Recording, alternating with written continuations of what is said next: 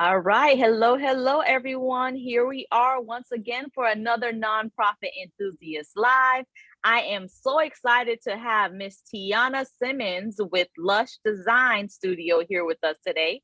And we're going to hop into some conversation as she talks about the importance of branding. Also, Tiana is our sponsor this month, so we are so honored to have her join us and share with us branding tips. So before we get started, we're going to give it a few minutes for you all to join, invite your friends. Please tag your friends in the chat box that need to be in on this conversation. If you're catching us on replay, give us a hashtag replay in the chat box, please. And if you're here, just say, hey, good morning. How you doing? You know, we Good like to see morning. when everyone's here. Yes, yes, yes, yes. So, and we're going to get started in a few minutes. So glad to have you on, Tiana. Thank you. I'm excited to talk to you guys. Yes. All right. So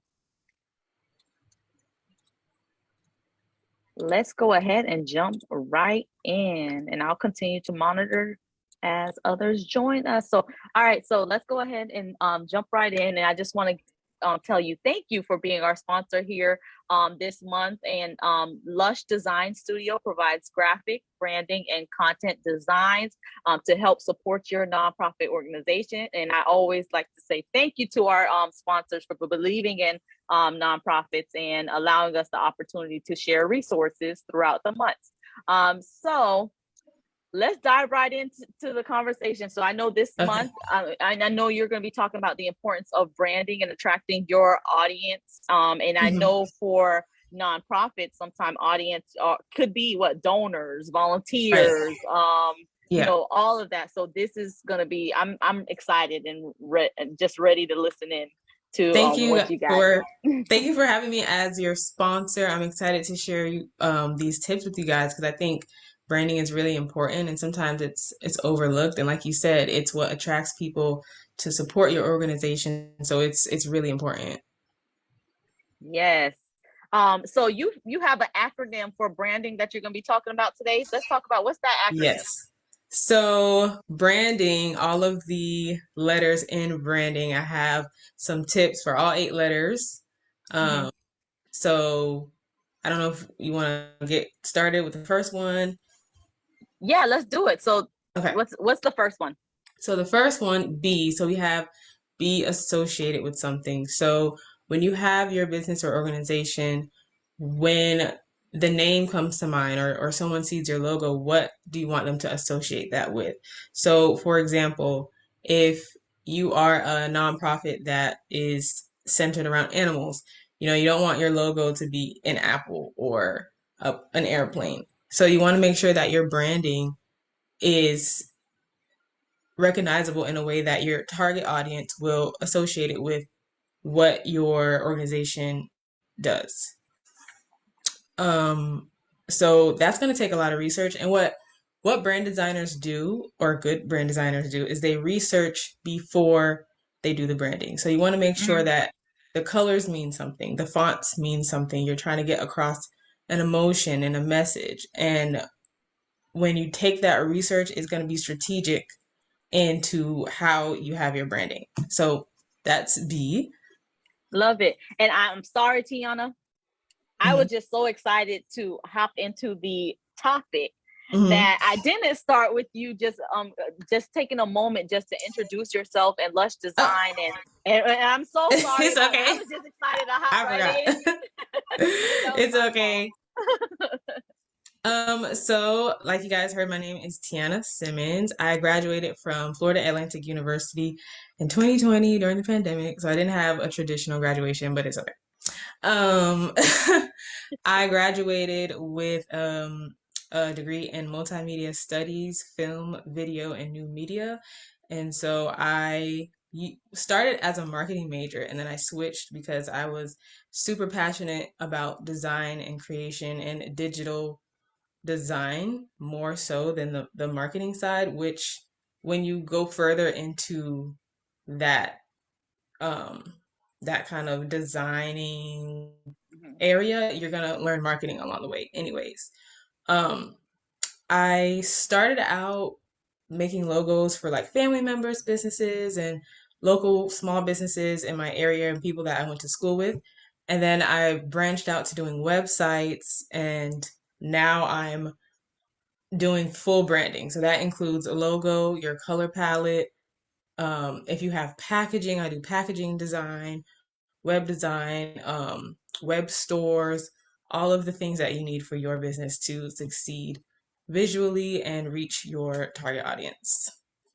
Love it. Love it. Love it. And I know you spoke about color palettes, and can you share a little bit about the importance of having a color palette for, branding purposes? Yes. So color palettes, along with allowing your brand to look put together. So again, with being associated, when people see, let's say, red, white, and blue, you associate Mm-hmm. that with America, and then you have the stars and things like that. So it could include colors and then also Mm-hmm. shape.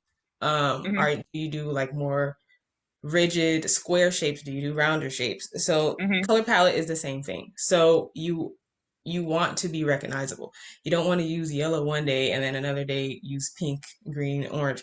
You want to have a set brand so that way you can be recognized, and it also just shows professionalism and cohesiveness.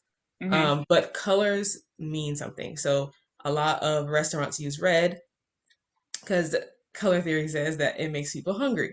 So things like that. So you want to do research into choosing a color palette as well as whatever looks visually pleasing to you. Mm-hmm. And Yes. I love that because I remember when I started my organization back in 2012, and Hmm. I wasn't thinking about color palette. And over the years, I learned about the importance of it, and you can see like in like how important it is when linked Hmm. to branding. Like Yeah. a lot of it for me was just what made me felt good. Like I love red and Right. I love white. But you're right, there is psychology behind the colors. So when you're starting an organization, it is good Mhm. to kind of look at what is the psychology behind some of those colors, and then being consistent in the use of the colors as well. So when people see it, they know, or the type or the style, they know that's Hmm. you, that's your organization. Exactly. And you're definitely not the only one. When I first started out, I remember my branding colors used to be purple and white because purple was my favorite color. But I was like, purple is not speaking to my audience. It's not really working. And then I would change it again and again. And I used to be very indecisive because I was only doing things that I liked. And so Hmm. you have to take in consideration the audience you're trying to reach when you're even something as simple as choosing your colors. So yeah, I definitely understand that. Love it. Okay. So let me take a moment and visit our chat, see who we have, and then we can continue conversation. So let's see. Good morning, Shantae. How are you? Shantae, I know your back to school event is coming up. Can't wait to hear about it. Um, let's see who else. Hey, Michelle, thank you for joining us. All right. So yes, let's talk about branding. So and I see the acronym. So it's the Mhm. branding, be associated with something. Remember your Mhm. values. Always stay consistent. Never compromise on your promise. Declutter your Mhm. message. Identify matters. Never say no to evolving, and grow as your brand. So I am going to segue over to you to start talking about being associated with something. But I just want Mhm. sure that those that are listening kind of think about what is your nonprofit brand right now.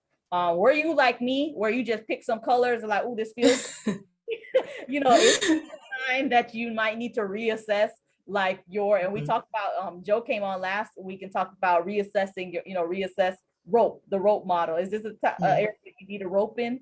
So let's talk about that. Think about that as we're going through this, and Tiana sharing these tips on branding. How much does it align with what you're doing within your organization? All right, so let's jump in. Okay, so I know we started with the associate a little bit, but I'm going to touch on it just a little bit for anyone who's just coming in. Okay. So the first letter, B of branding, be associated with something. So this goes into your color palette, like we just talked about, your brand language, um, assets like the shapes you use and things like that. What do you want your business and brand to be associated with when people see your logo or when they see your website.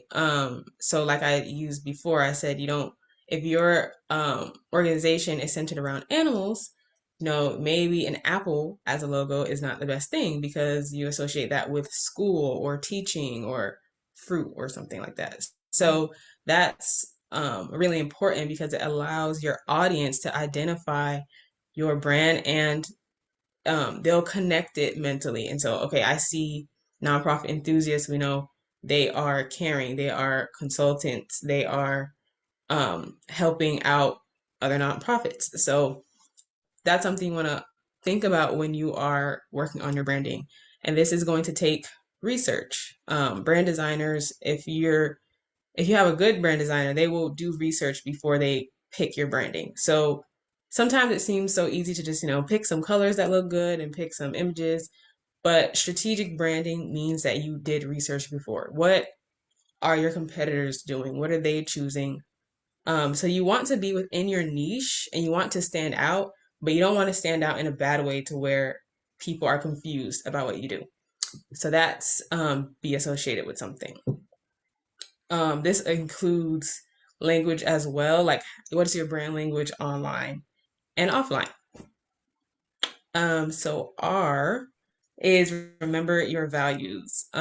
Branding is equal parts visual and fundamental. So you want to make sure that, yes, it looks good, you can be identified, but how are you conducting yourself in emails when you respond to comments, and are you keeping the values that your business has, like your mission and your goals?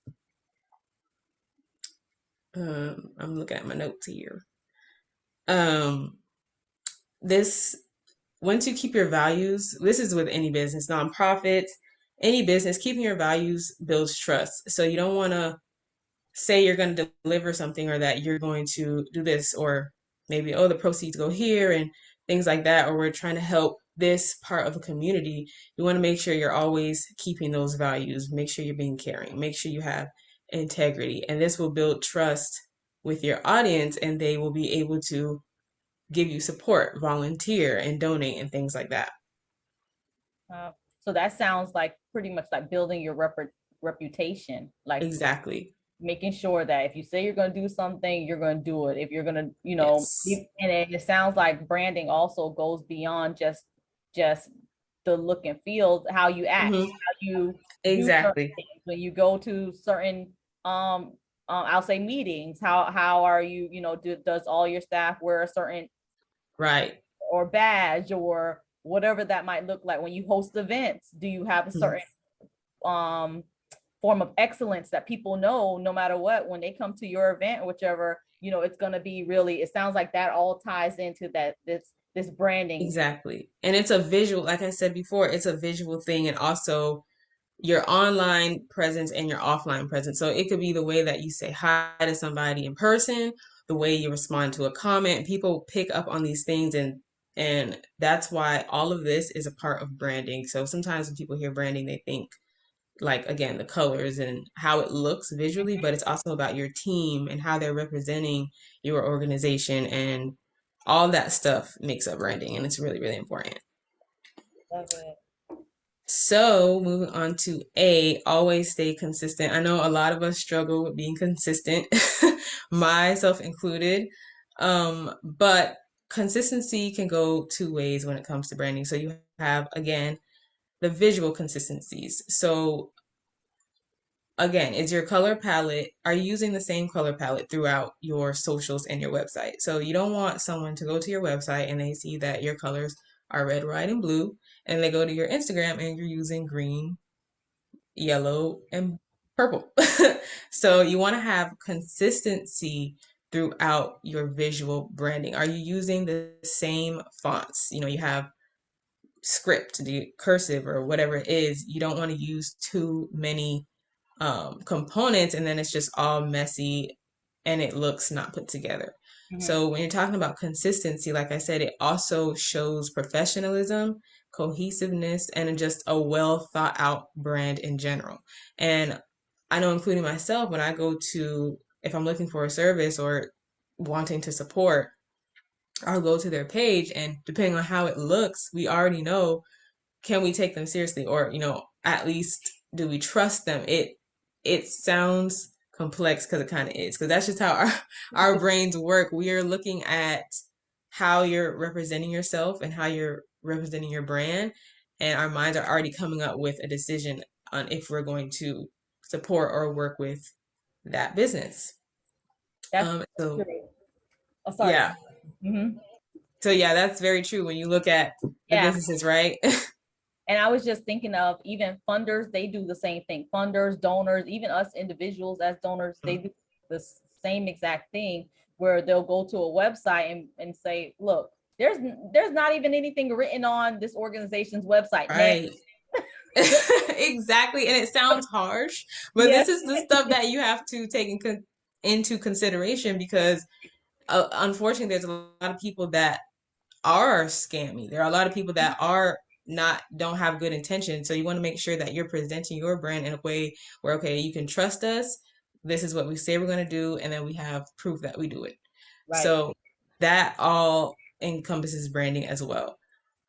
That's the visual side of it. So consistency on the kind of interactive side of it. So are you consistently posting on your Facebook, Instagram, or whatever socials you come up on?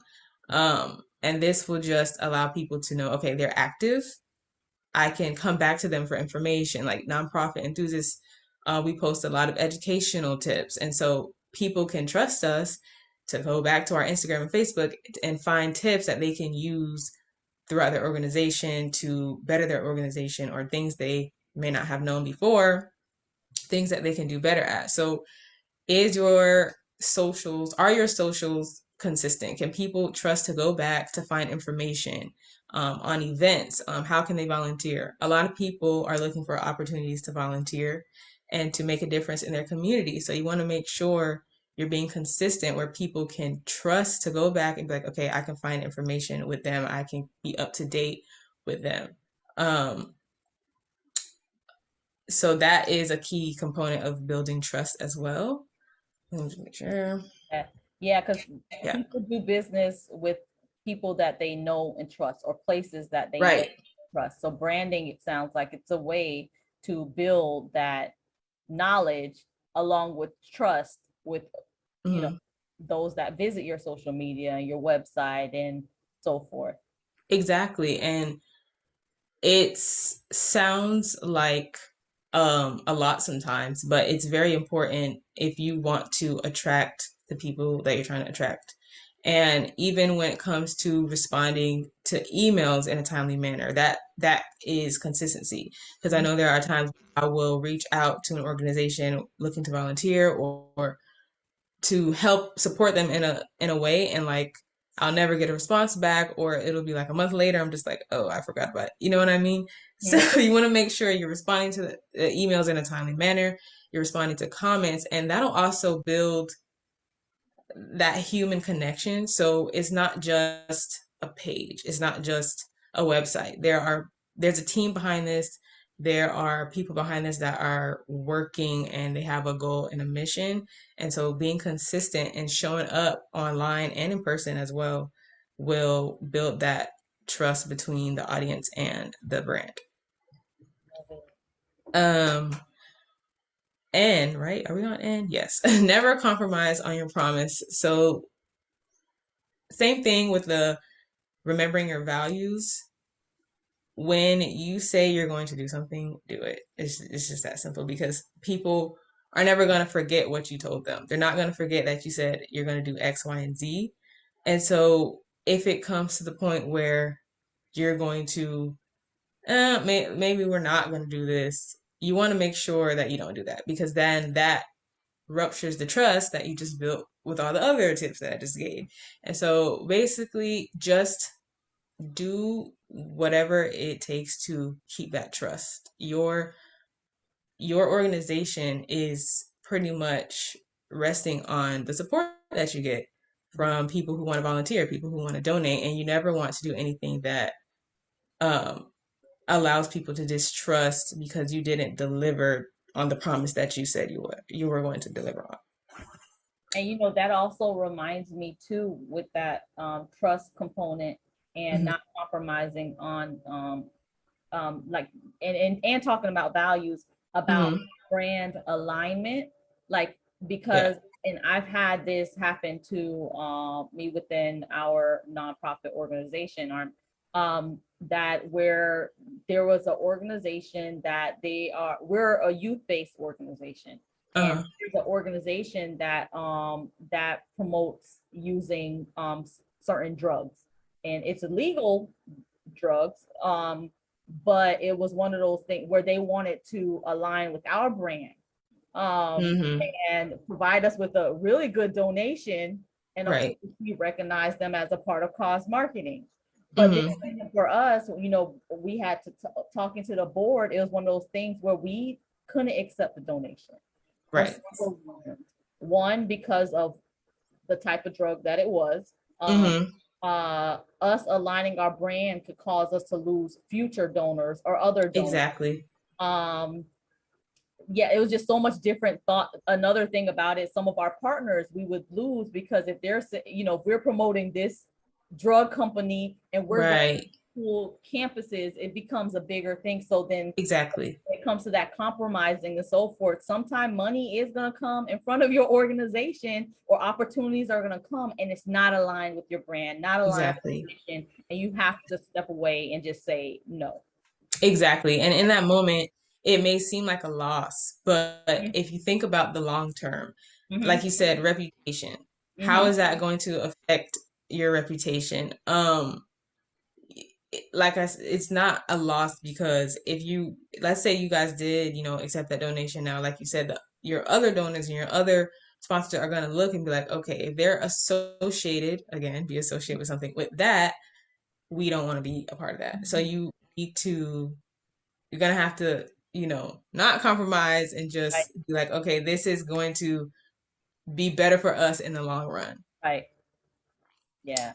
So we have a D.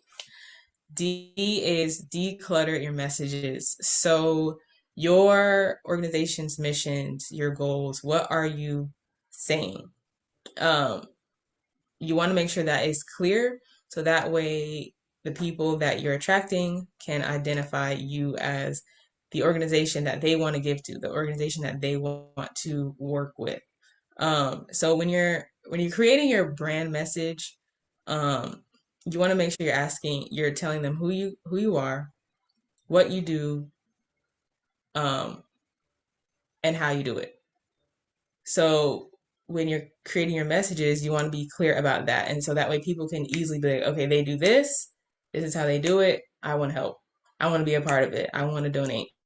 And having a clear brand message will also declutter that confusion and take out all the confusion because sometimes people are like, okay, well, I make pizza, but I also make tacos and then I take the tacos to the beach. And so it's like, okay, what? So you want to make sure you're just having a clear message, a clear goal, and that way the people that you're attracting can come to you and be like, okay, I want to be associated with them. And it also helps to um helps them associate your brand with what your business is doing.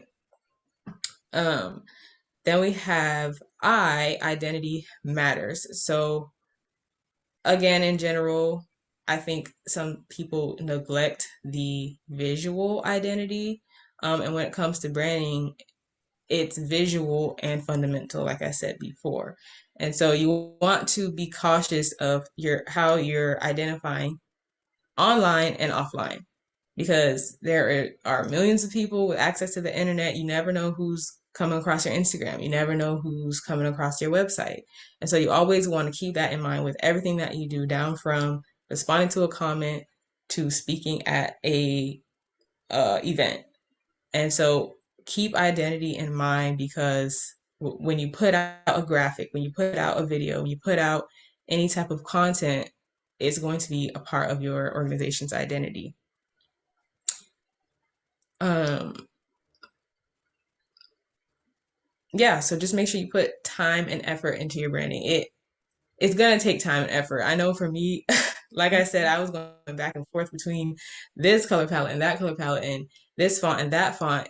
It's it'll be easier if you do your research first.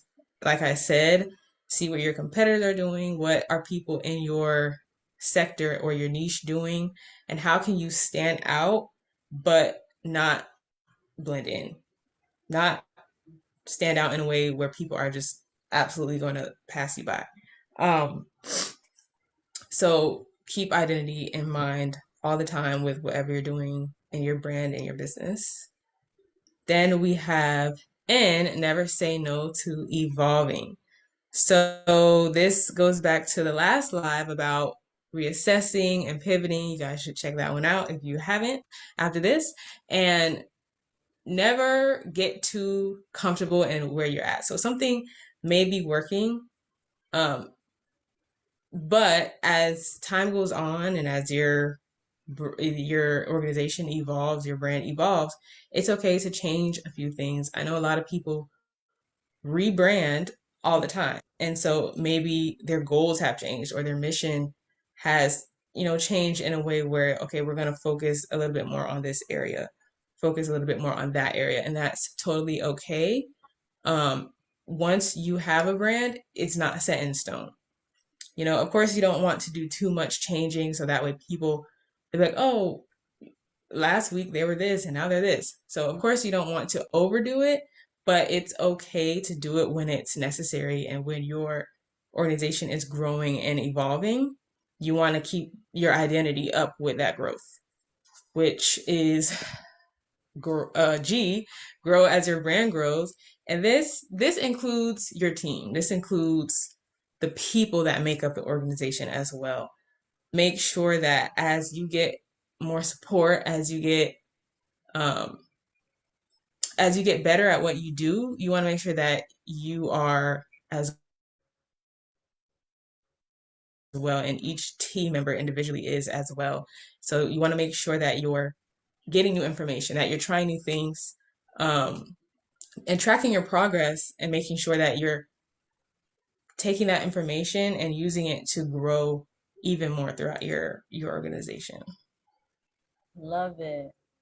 Um, so that is awesome. So we have Mm-hmm. branding, be associated with something, remember Mm-hmm. your values, always stay consistent, never compromise on your promise, declutter your messages, Mm-hmm. identity matters, never say no to evolving, and grow as your brand grows. Awesome. Yes. Thank you so much for sharing that. And for those of you tuning in, think about it. Is it time for a rebrand? And that's okay. We learn as we go, as we evolve, as we grow, as our Yes. organization grow. It's okay to back up and kind of say, hey, no, this is now that we know this information, this is how we're going to perform our rebrand and so. Mm-hmm. And the other thing I like to say is don't do it alone. That's why Right. companies like Lush Design that helps Mm-hmm. you with these things because you don't, like I sometimes that way you can specialize in what you're doing Yes. in your organization and you can have the experts come in and help you with these areas to save you that research time and Mm-hmm. all of those other Exactly. associated with this. So definitely make sure that you check out Lush Design. Um, so is there anything else, Tiana, that you want to share while we're on? So yeah, like you said, I want to reiterate, don't do it alone because even other brand designers have to seek help for, doing this because it can seem overwhelming because you have so much that goes into it and there's so many options. But again, that's what brand designers are for. We're going to do the research. We're going to help you solve your problem. Mhm. So whatever the business is, this goes for organizations, businesses, you are solving a problem, whether it's in the community or in an individual, you want to make sure that you're solving a problem as well as your own problems. So if you're finding that you are struggling getting engagement or getting support or growing your social media or getting people to take you seriously, you want to go back from the beginning and say, okay, who are we? What do we do and who do we do it for? And start from there.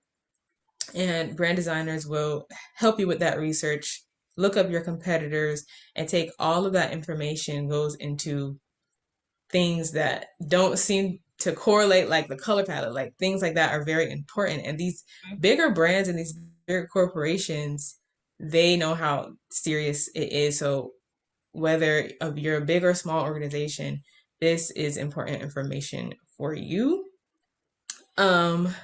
I did want to share my Instagram, which is by Lush Design, and my website is bylushdesignstudio.com. So that's where you guys can find and reach me. And yes, I wish you guys all the success and all the growth from this information. Love it. Well, thank you so much, Tiana, once again for coming on. Thank you for being a supporter of the nonprofit community and being our sponsor this month. We appreciate you. Thank you for having me. Yes, definitely. Please take a moment, check out Lush Design Studio. I have the pleasure of working with Lush Design, and it's a wonderful experience. So please make sure that you check out Tiana so that she can support you on your nonprofit journey. So thank you once again, Tiana, for joining us, and we will Thank see you you. all next week.